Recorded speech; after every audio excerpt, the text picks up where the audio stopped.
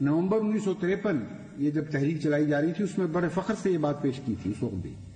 کہتے ہیں مجلس عمل نے گزشتہ 1300 سال کی تاریخ میں دوسری مرتبہ اجماع امت کا موقع مہیا کیا ہے.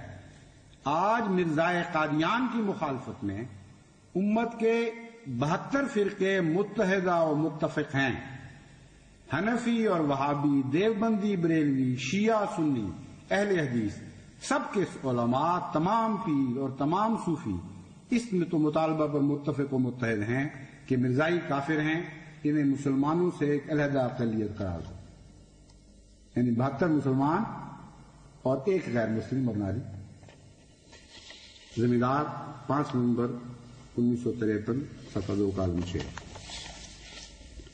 اور جب یہ ظالمانہ واقعہ ہو گیا جس کو یہ اپنی تعین میں آج پیش کر رہے ہیں اور سمجھ نہیں رہے کہ ہم کیا بات کر رہے ہیں، اس وقت 1974 میں 6 اکتوبر کے نوائے وقت نے یہ بڑے خوشی کے ساتھ اور بڑے فخر کے ساتھ اعلان کیا 72 فرقوں کا اجماع.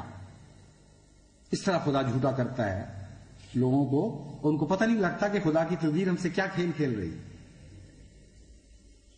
یخادعون اللہ والذین آمنوا وما یخدعون الا انفسهم. اللہ الٹا دیتا ہے ان کے مکروں اور ان کی تدبیروں کو ان کے اوپر. کہتے ہیں اسلام کی ساری تاریخ میں اس قدر پورے طور پر کسی مسئلہ، اہم مسئلہ پر کبھی اجماع امت نہیں ہوا. اجماع امت میں ملک کے سب بڑے بڑے علماء دین اور حاملان شرع متین کے علاوہ تمام سیاسی لیڈر اور ہر گروپ کا سیاسی رہنما کما حق ہو متفق ہوئے، اور صوفیاء کرام اور عارفین باللہ برگزیدگان تصوف و طریقت کو بھی پورا اتفاق ہوا ہے. قادیانی فرقہ کو چھوڑ کر جو بھی 72 فرقے مسلمانوں کے بتائے جاتے ہیں سب کے سب اس مسئلہ کے اس حل پر متفق اور خوش ہیں. کیا خوش ہیں؟ اس بات پر خوش ہیں کہ ہم 72 ہیں جو اپنے آپ کو ایک کہا کرتے ہیں. پہلے یہ کہا کرتے تھے کہ تم 72 ہو، غیروں کی طرف انگلی اٹھا کر. شیعہ کیا اور سنی کیا، اور کہتے تھے ہم وہ ایک ہیں جن کے متعلق ہمارے آقا و مولا محمد مصطفیٰ صلی اللہ علیہ وسلم نے خوشخبری دی تھی کہ جب 72 اور 1 کا جھگڑا چلے گا تو ایک جنتی ہوگا 72 ناری. اس دن تقدیر دیکھیں کس طرح تقدیر نے ان کے ساتھ کھیل کھیلا ہے.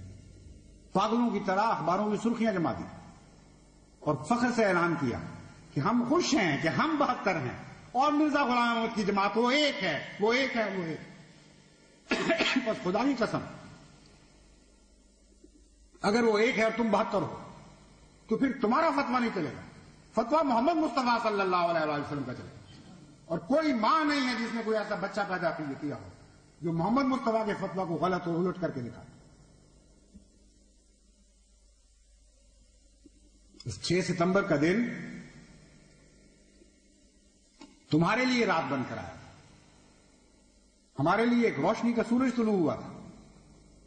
اس دن تم نے اپنے ہاتھوں سے اکٹھے ہو کر یہ فیصلہ دے دیا تھا کہ آج محمد مصطفیٰ صلی اللہ علیہ وسلم کی پیشگوئی پوری ہوگی.